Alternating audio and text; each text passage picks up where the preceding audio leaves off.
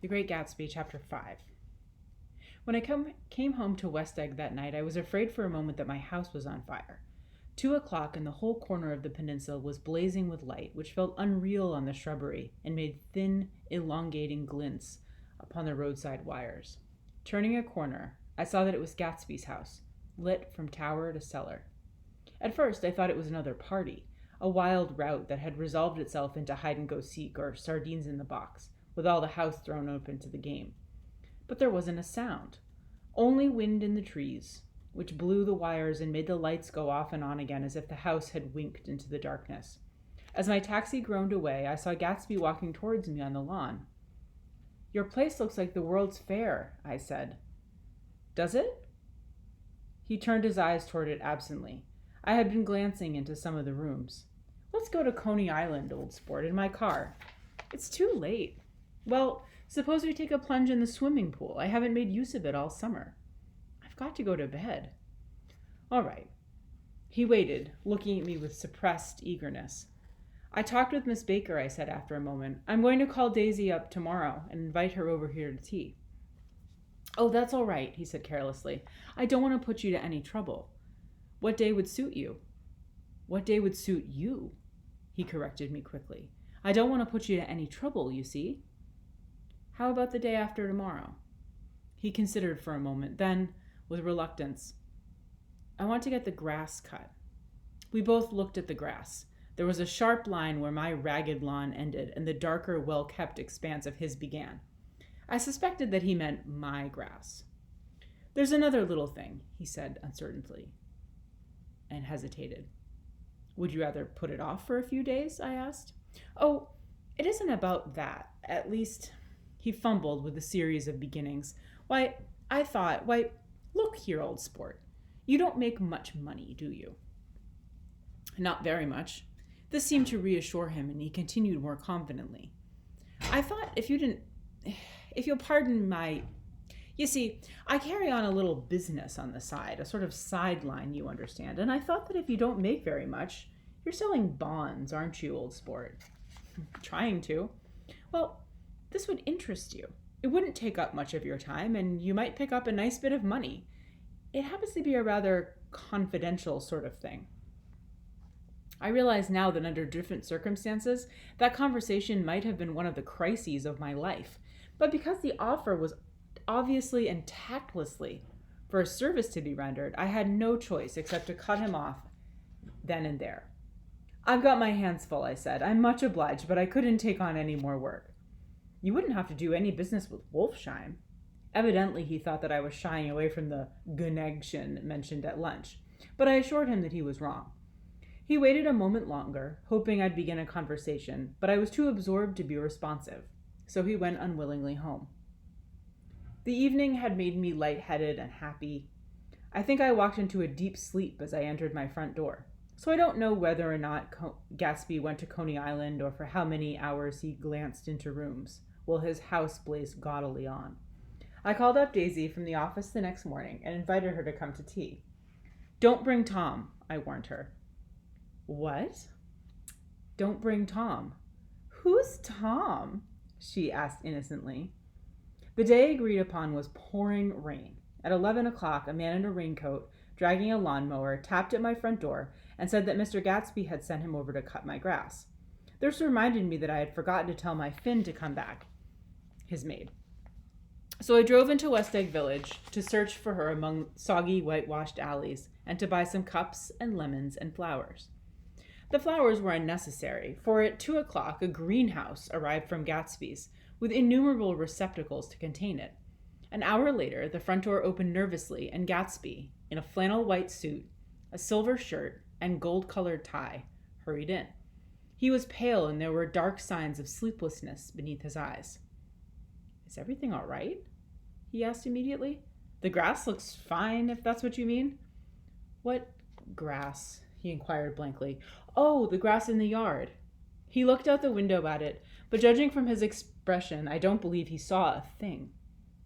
"Looks very good," he remarked vaguely. "One of the papers said that they thought the rain would stop about 4. I think it was the Journal. Have you got everything you need in the shape of tea?" I took him into the pantry, where he looked a little reproachfully at the fin. Together we scrutinized the 12 lemon cakes from the delicatessen shop. Will they do? I asked. Of course, they're fine, he added hollowly. Old sport. The rain cooled about 3:30 to a damp mist, through which occasional thin drops swam like dew. Gatsby looked with vacant eyes through a copy of Clay's Economics, starting at the finished thread that shook the kitchen floor, and peering toward the bleared windows from time to time as if a series of invisible but alarming happenings were taking place outside. Finally, he got up and informed me in an uncertain voice that he was going home. Why's that? Nobody's coming to tea. It's too late. He looked at his watch as if there were some pressing demand on his time elsewhere. I can't wait all day. Don't be silly. It's just 2 minutes to 4. He sat down miserably as if I had pushed him, and simultaneously there was the sound of a motor turning into my lane. We both jumped up, and, a little harrowed myself, I went out into the yard. Under the dripping bare lilac trees, a large open car was coming up the drive. It stopped. Daisy's face, tipped sideways beneath a 3-cornered lavender hat, looked out at me with a bright, ecstatic smile. Is this absolutely where you live, my dearest one? The exhilarating ripple of her voice was a wild tonic in the rain. I had to follow the sound of it for a moment up and down with my ear alone before any words came through. A damp streak of hair lay like a dash of blue paint across her cheek, and her hand was wet with glistening drops as I took it to help her from the car. Are you in love with me? She said low in my ear. Or why did I have to come alone? That's the secret of Castle Rackrent. Tell your chauffeur to go far away and spend an hour. Come back in an hour, Ferdy. Then, in a grave murmur, his name's Ferdy. Does the gasoline affect his nose? I don't think so, she said innocently. Why? We went in. To my overwhelming surprise, the living room was deserted. Well, that's funny, I exclaimed. What's funny? She turned her head as there was a light, dignified knocking at the front door. I went out and opened it. Gatsby, pale as death, with his hands plunged like weights in his coat pockets, was standing in a puddle of water, glaring tragically into my eyes. With his hands still in his coat pockets, he stalked by me into the hall, turned sharply, as if he were on a wire, and disappeared into the living room. It wasn't a bit funny. Aware of the loud beating of my own heart, I pulled the door to against the increasing rain. For half a minute there wasn't a sound. Then, from the living room, I heard a sort of choking murmur and part of a laugh, followed by Daisy's voice on a clear, artificial note. I certainly am awfully glad to see you again. A pause. It endured horribly. I had nothing to do in the hall, so I went into the room. Gatsby, hands still in his pockets, was reclining against the mantelpiece in a strained counterfeit of perfect ease, even of boredom. His head leaned back so far that it rested against the face of a defunct mantelpiece clock, and then from this position his distraught eyes stared down at Daisy, who was sitting, frightened but graceful, on the edge of a stiff chair. We've met before, muttered Gatsby. His eyes glanced momentarily at me, and his lips parted with an abortive attempt at a laugh. Luckily, the clock took this moment to tilt dangerously at the pressure of his head, whereupon he turned and caught it with trembling fingers and sat it back in place. Then he sat down rigidly, his elbow in the arm of the sofa and his chin in his hand. I'm sorry about the clock, he said. My own face had now assumed a deep tropical burn. I couldn't muster up a single commonplace out of the 1,000 in my head. It's an old clock, I told them idiotically.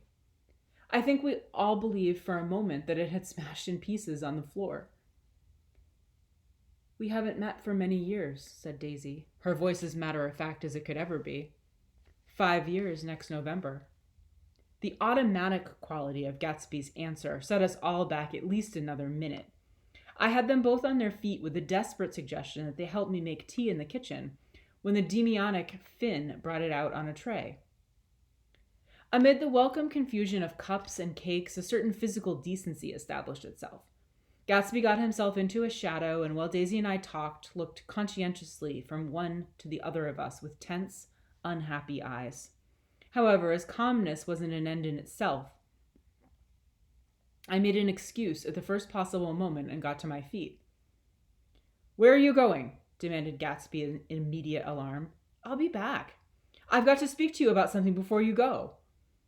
He followed me wildly into the kitchen, closed the door, and whispered, "Oh, God," in a miserable way. "What's the matter?" "This is a terrible mistake," he said, shaking his head from side to side. "A terrible, terrible mistake." "You're just embarrassed, that's all." And luckily, I added, "Daisy's embarrassed too." "She's embarrassed?"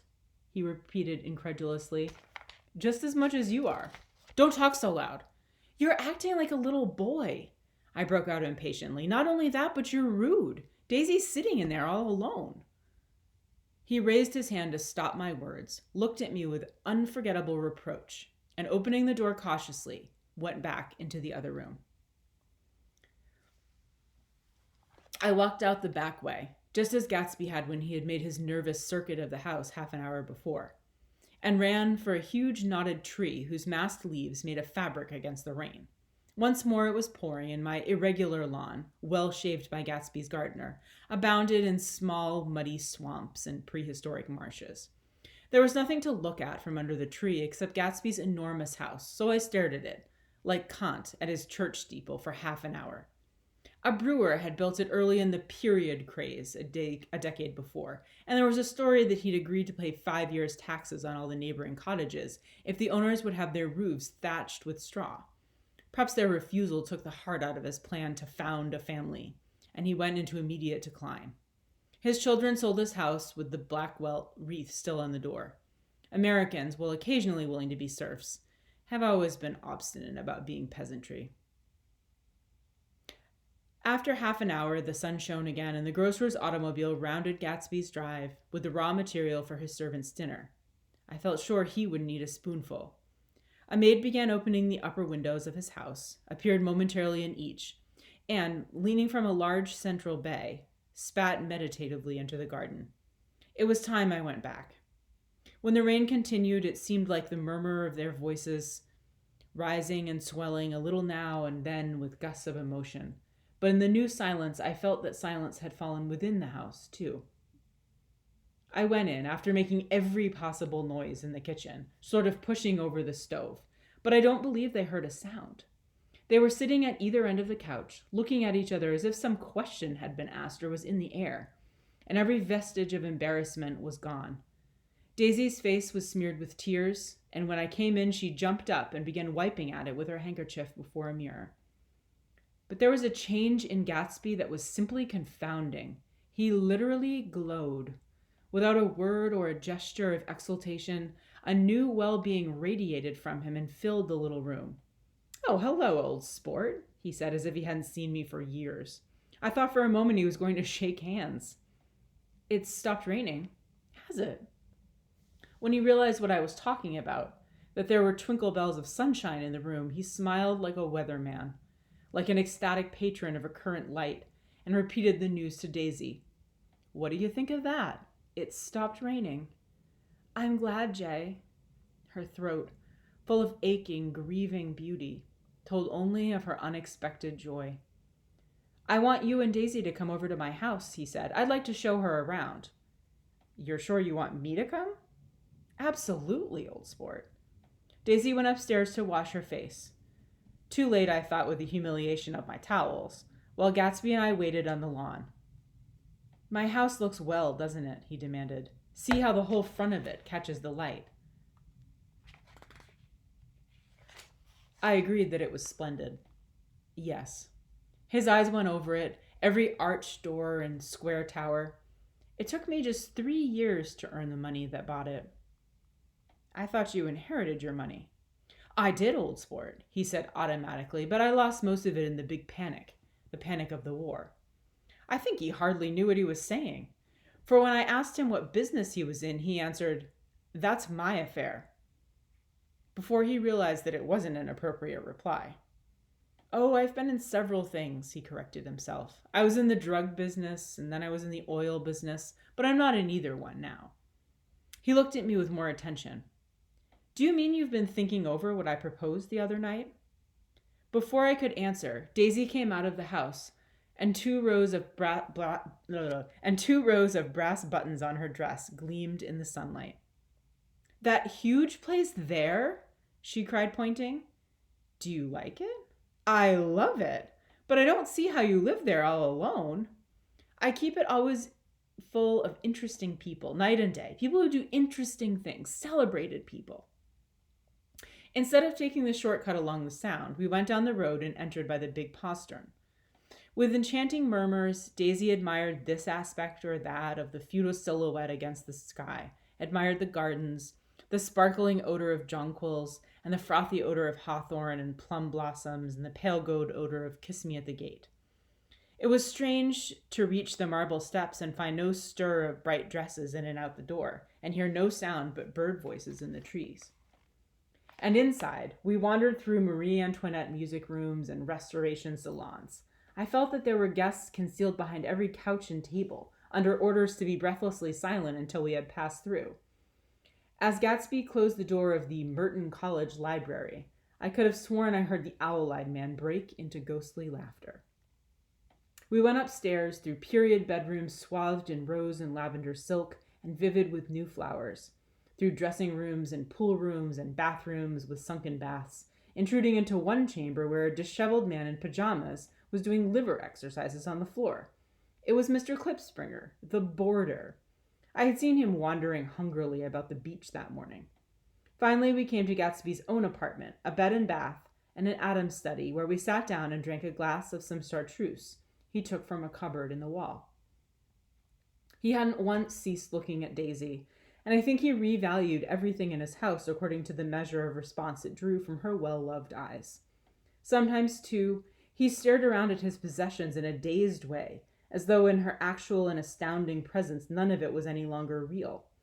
Once he nearly toppled down a flight of stairs. His bedroom was the simplest room of all, except where the dresser was garnished with a toilet set of pure dull gold. This is not a toilet like we think of a toilet. This is his combs and maybe cologne and all the things that he would use to get ready. Daisy took the brush with delight and smoothed her hair, whereupon Gatsby sat down and shaded his eyes and began to laugh. "It's the funniest thing, old sport," he said hilariously. "I can't. When I try to..." He had passed visibly through 2 states and was entering upon a third. After his embarrassment and his unreasoning joy, he was consumed with wonder at her presence. He had been full of this idea so long, dreamed it right through to the end, waited with his teeth set, so to speak, at an inconceivable pitch of intensity. Now, in the reaction, he was running down like an overwound clock. Recovering himself in a minute, he opened for us two hulking patent cabinets, which held his masked suits and dressing gowns and ties and his shirts, piled like bricks in stacks a dozen high. "I've got a man in England who buys me clothes. He sends over a selection of things at the beginning of each season, spring and fall." He took out a pile of shirts and began throwing them one by one before us. Shirts of sheer linen and thick silk and fine flannel, which lost their folds as they fell and covered the table in a many-colored disarray. While we admired, he brought more, and the soft, rich heap mounted higher, shirts with stripes and scrolls and plaids in coral and apple green and lavender and faint orange, with monograms of Indian blue. Suddenly, with a strained sound, Daisy bent her head into the shirts and began to cry stormily. "They're such beautiful shirts," she sobbed, her voice muffled in the thick folds. "It makes me sad because I've never seen such beautiful shirts before." After the house, we were to see the grounds and the swimming pool and the hydroplane and the midsummer flowers. But outside Gatsby's window, it began to rain again, so we stood in a row looking at the corrugated surface of the Sound. "If it wasn't for the mist, we could see your home across the bay," said Gatsby. "You always have a green light that burns all night at the end of your dock." Daisy put her arm through his abruptly, but he seemed absorbed in what he had just said. Possibly it had occurred to him that the colossal significance of that light had now vanished forever. Compared to the great distance that had separated him from Daisy, it had seemed very near to her, almost touching to her. It had seemed very near to her, almost touching her. It had seemed as close as a star to the moon. Now it was, again, a green light on a dock. His count of enchanted objects was diminished by one. I began to walk about the room, examining various indefinite objects in the half darkness. A large photograph of an elderly man in a yachting costume attracted me, hung on the wall over his desk. Who's this? That? That's Mr. Dan Cody, old sport. The name sounded faintly familiar. He's dead now. He used to be my best friend years ago. There was a small picture of Gatsby, also in yachting costume, on the bureau. Gatsby with his head thrown back defiantly, taken apparently when he was about 18. I adore it, exclaimed Daisy. The pompadour. You never told me you had a pompadour or a yacht. Look at this, said Gatsby quickly. Here's a lot of clippings about you. They stood side by side examining it. I was going to ask to see the rubies when the phone rang and Gatsby took up the receiver. Yes. Well, I can't talk now. I can't talk now, old sport. I said a small town. He must know what a small town is. Well, he's no use to us if Detroit is his idea of a small town. He rang off. Come here quick, cried Daisy at the window. The rain was still falling, but the darkness had parted in the west, and there was a pink and golden billow of foamy clouds above the sea. Look at that, she whispered, and then after a moment, I'd like to just get in one of those pink clouds and put you in it and push you around. I tried to go then, but they wouldn't hear of it. Perhaps my presence made them feel more satisfactorily alone. I know what we'll do, said Gatsby. We'll have Klipspringer play the piano. He went out of the room calling, "Ewing," and returned in a few minutes, accompanied by an embarrassed, slightly worn young man, with shell-rimmed glasses and scanty blonde hair. He was now decently clothed in a sport shirt, open at the neck, sneakers, and duck trousers of a nebulous hue. "Did we interrupt your exercises?" inquired Daisy politely.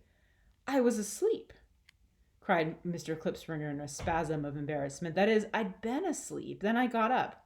"Klipspringer plays the piano," said Gatsby, cutting him off. "Don't you, Ewing, old sport?" "I don't play well. I hardly play at all. I'm all out of practice." "We'll go upstairs," interrupted Gatsby. He flipped a switch. The gray windows disappeared as the house glowed full of light. In the music room, Gatsby turned on a solitary lamp beside the piano.